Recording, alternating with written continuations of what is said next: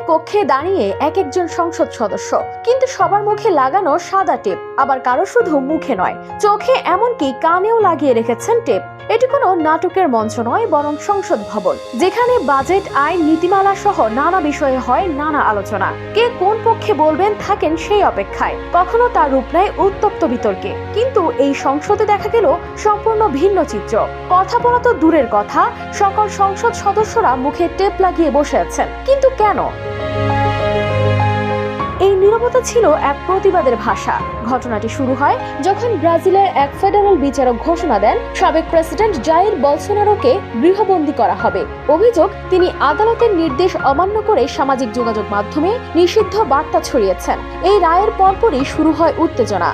প্রেসিডেন্টকে সমর্থন করেন এমন বিরোধী দলের সংসদ সদস্যরা বিষয়টি মেনে নিতে পারেননি। তারা মনে করেন এটি শুধু একজন রাজনীতিককে শাস্তি দেওয়া নয়, বরং মত প্রকাশের স্বাধীনতার বিরুদ্ধে এক গভীর আঘাত। তাদের প্রতিবাদের ভাষা ছিল নীরব কিন্তু তীব্র। সংসদ অধিবেশনে অংশ নিয়ে তারা মুখে, চোখে, কানেও টেপ লাগান, কারো আবার চোখে জল চিকচিক করছে। এভাবে প্রতিবাদ করে তারা যেন বোঝাতে চেয়েছেন তাদের কণ্ঠরোধ করা হচ্ছে, চোখ বন্ধ করে দেওয়া হচ্ছে সত্যের উপর, কানে না তুলতে বলা হচ্ছে জনগণের চাওয়া পাওয়ার শব্দ। সংসদ সদস্যদের এই প্রতীকী প্রতিবাদ একসাথে যেন খুলে দিল দেশের গণতন্ত্রের গভীর সংকট ও সম্ভাবনার দ্বার। News desk, RTV।